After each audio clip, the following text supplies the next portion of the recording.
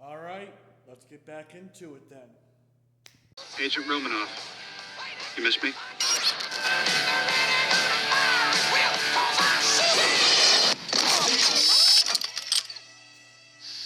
Make your moves, Reindeer Games. What's going on, y'all? Darkwind Studios here, back with Comic Talk. And today, we're talking about IronMan Bad Blood. This is a 4-part comic book series, and it tells the story of Iron Man going up against Spy Master and his final confrontation with Justin Hammer.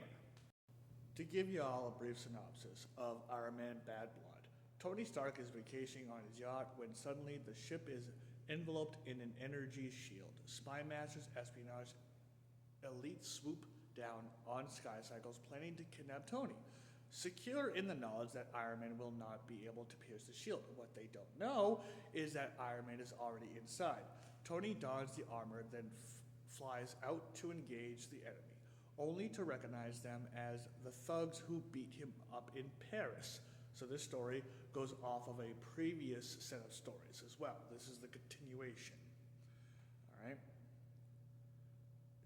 Shellhand wrecks the Sky Cycles by magnetizing them together in flight, and they crash into a nearby research vessel and terrifying the last member of the gang into surrendering by threatening to slice off the arm he's holding a detonator with. In port, the authorities count 4 prisoners with another missing and presumed dead. He also rescues the occupants of the other ship and refers the police to Jim Rhodes' salvage company. Now, in a previous video, I showed this scan, which is from issue 1 of Iron Man Bad Blood.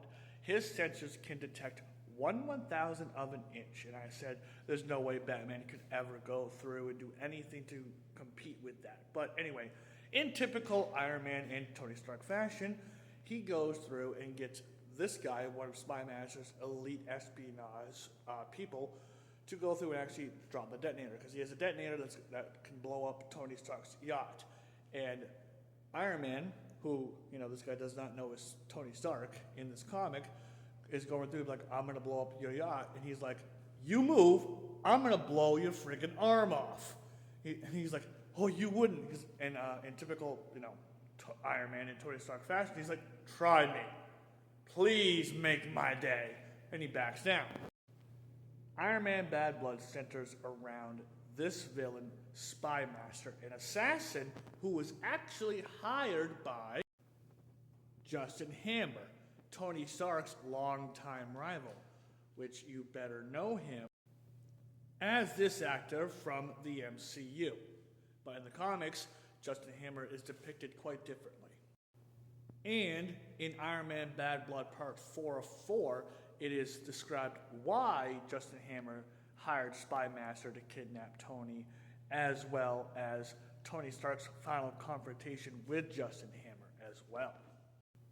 Throughout the Bad Blood series, it does depict Tony Stark in his typical fashion as Iron Man, where he's just obsessive with going through and putting a stop to Spy Master and then eventually Justin Hammer.